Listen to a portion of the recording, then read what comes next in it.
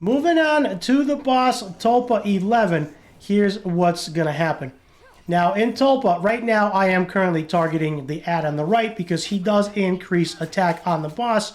The ad on the left puts defense down, and the combination of those two is very lethal to our team. This is 11. This is going to be a lot harder. They are a lot more tankier, and my gear is very subpar. Hello, everybody. My name is BearCozy, and today we're playing some Awaken Chaos Era. If it's your first time here, I strive to make not only entertaining, but also educational content, and I try to put as much value in my videos as I can. Now, if you are coming back, thank you so much for watching my videos and supporting the channel. In the last video, we actually went ahead and we worked on Orakh, and we specifically worked on his glyphs. I went over all of the glyphs, what they are, what they do, and how they affect your character, all the way from level 1 glyph all the way to level 5. Today I want to talk all about Roaring Tulpa and my team and what I've been doing. Now, as you can see, I have made it to stage 12. I have not been able to clear stage 12 just yet with my own team, but I did clear 11. So Tulpa is what I want to talk about, and Tulpa drops actually Terra sets, Vanguard sets, and Rage set. All those sets will be very, very useful. And I'm hoping to get not only some much better Terra sets for my healer, who is Rodira, but also get that much needed Rage set for some of my other heroes like Orakh. Now, in the last video, as I've mentioned, I've talked all about glyphs and what they do and how they affect your character's basic stats. If you did not know or you have not seen that video, I'll throw that video up on the screen. I'll put up the thumbnail during editing. Let me give you the short version if you have not seen that video. Glyphs essentially affect your hero's base stats, and all of your gear scales off of your base stats. So when you equip your hero with gear, all of their gear increases their stats and it scales off of their base stats, and glyphs increase their base stats. These are his stats. He's just under 3,000 attack. His health is very, very low at 8,200, and his speed is very low. Now, I did try to get as much crit rate as I could on him and as much crit damage. As you can see, this is just the starting version because my other heroes have the better gear. If we look at his trait says when attacking, there's a 30% chance to combo and deal 30% of damage to all enemies. Crit rate is increased to 100%. That means that when his Fury procs, his crit rate increases to 100% from wherever it is, and he does affect all enemies. So that's kind of cool, and this works really, really well with his basic. His basic deals damage and applies defense down on a target. His special actually just heals himself, which is very nice for self-sustain.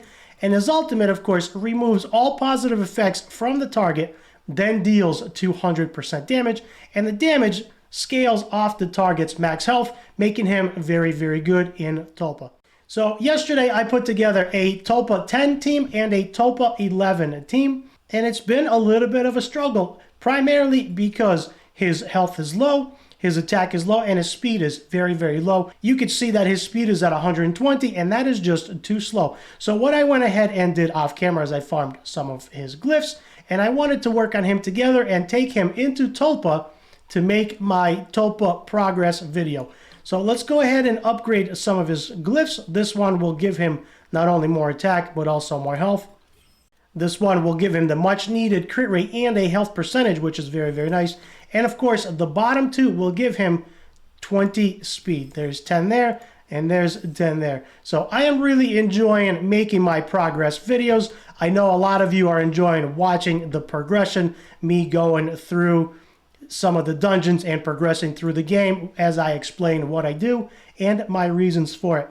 So getting the two bottom glyphs gave me 20 extra speed, which will now put him to 140. I don't really want him at 140 because the rest of my heroes are a little bit slower. So what that allows me to do is that'll actually allow me to switch some of his gear. The first thing is, you'll notice I actually have him in speed boots, primarily because without the speed boots, he was under 100, which is very, very slow. So I can actually take these speed boots off and I can put him in attack boots. So I actually have one pair of attack boots at level 15, which is my only pair of level 15 boots. These boots have crit rate. It actually has a double roll of crit rate. It does have 2 rolls on flat attack, which is unfortunate. It's got a defense roll, which is not too good either.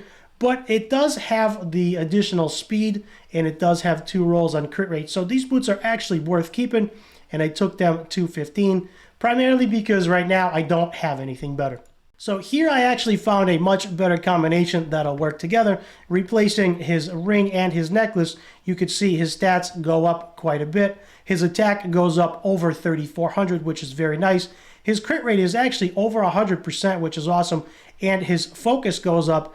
13% is not a lot, but for right now, that will do. And hopefully that will help us land the defense down. Now, in the beginning of this video, I did mention that this video is all about Tulpa, and I want to go ahead and run that. I do have a bunch of videos that I made, a bunch of progress videos for Queen of Tides. If you're interested, go ahead and watch those. I went through stage 9 all the way through stage 12 with very budget gear. I go over my heroes, their stats, their gear, and everything in between, and I give my thoughts and reasons as to why I run what I run. So Roaring Tulpa, we're going to go ahead and skip stage 9. We're going to go right into stage 10. Now, going into stage 10, here is my team. And actually what I did was I made a preset squad. If you did not know, on the left-hand side where it says squad, you can actually go ahead and click on that, and you can make yourself saved teams. As you can see, I do have 2 different Queen teams, and I do have 2 different Tulpa teams. Now, my Tulpa teams, I've been experimenting a little bit with them, and it seems to work very well. Right now, I'm going to go ahead and select my Tulpa 11, but this being Tulpa 10, we should have no problem. For spells, I'm going to be using Sunder and Purgatory for the defense down, and Gaia's Renewal for the heal over time. For Tulpa 10, we are going to go ahead and use Orakh, Rodira, Gangelo, and Zalux. Now, these are my main legendaries that I have. These are my main 60s. Of course, Gangelo is the only legendary in the team. Orakh and Zalux are epic, and Rodira is actually an elite. So, right now I'm unable to pull a better healer, but Rodira is working out very nicely. And going into Tulpa, the plan for me is to farm much needed Terra gear, which will increase Rodira's health.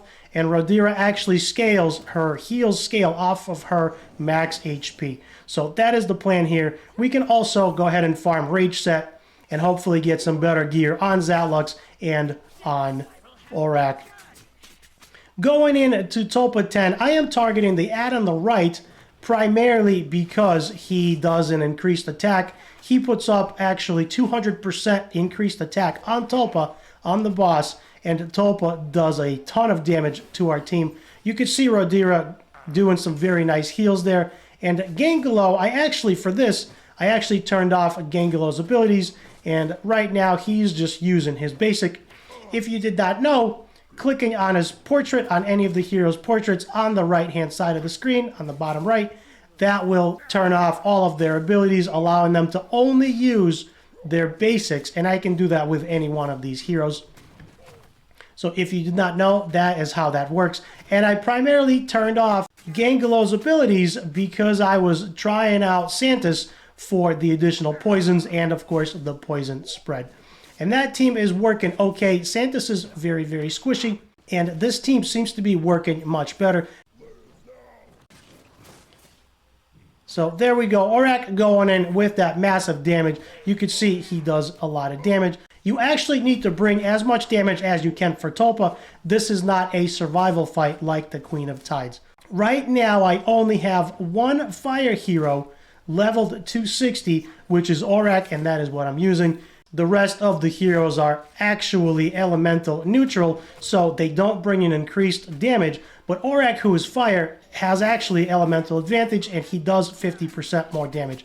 So there we go, just like that. Tulpa 10 is down.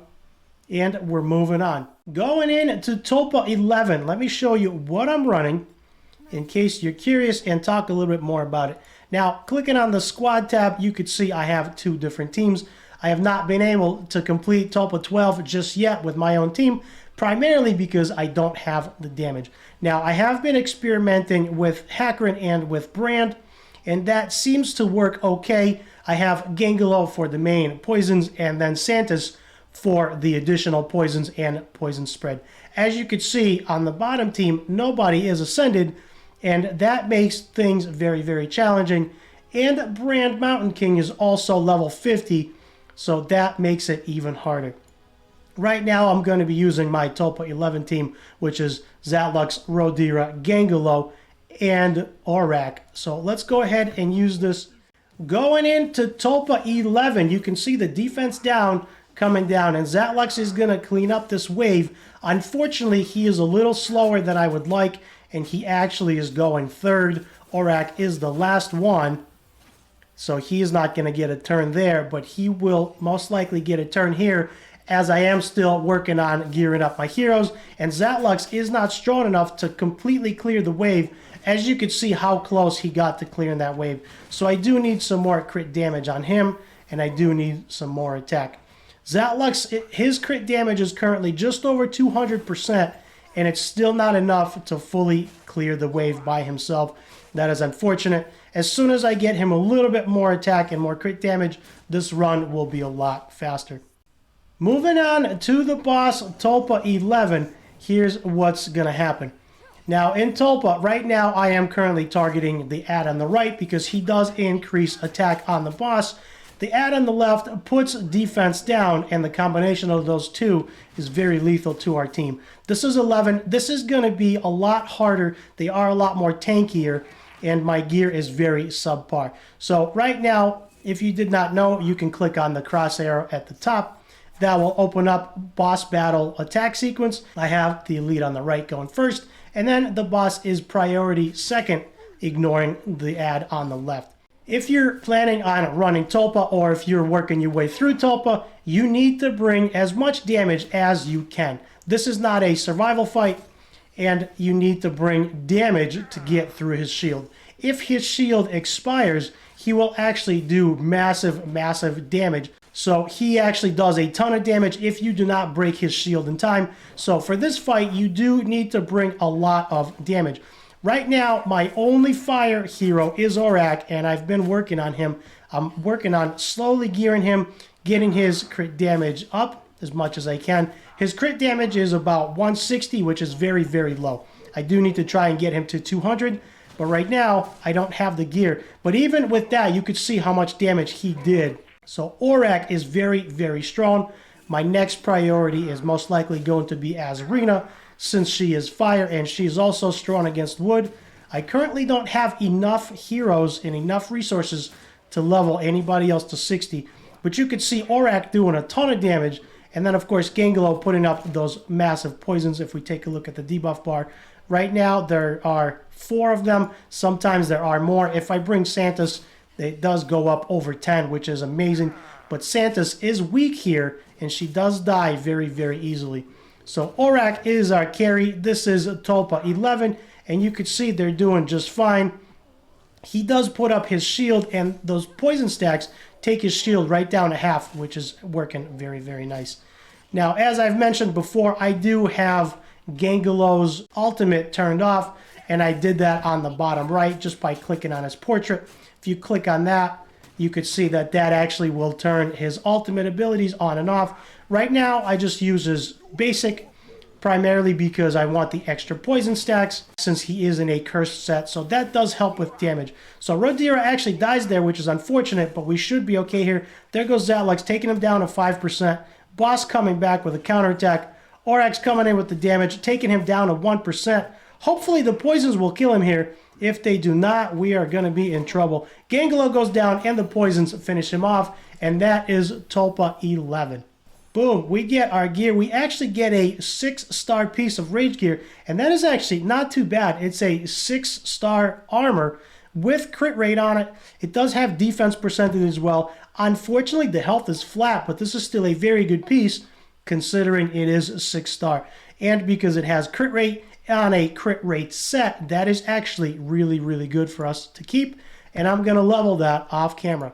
So that's the team right there. Let's go and have a very, very quick look. As I've mentioned, I've progressed through Queen of Tides 12. And the good news is I've been able to use most of my Queen of Tides 12 team for Tulpa. So if you are working on your team, what I would suggest is work on your Queen of Tides team.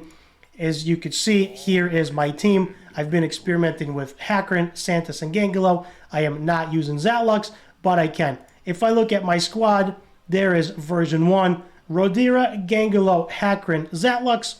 Version 2 is Hackran, Rodira, no Zatlux, Santis instead, and Gangelo is still in. Now, I am primarily using Hackran in both comps because Rodira just cannot keep up with the heals. She needs much better gear, and that's exactly why we're farming Tulpa. So the good news is I'm using most of my Queen of Tides team for Tulpa. So if you are having difficulties, if you are trying to progress through these dungeons, what I would suggest is you would follow my Queen of Tides progress videos, build some of the heroes that I have if you have them. I know a lot of you do have Rodira and Zatlux, and work on that, and then that should be a much easier transition into Tulpa, so you can go ahead and start getting the Terra sets, the Vanguard set for Hackran, and of course the Rage set for your damage dealers. Looking at my heroes very quickly, not much has changed. Looking at Gangelo, and I am using Gangelo as he is my main poisoner. I did pull him, so why not use him?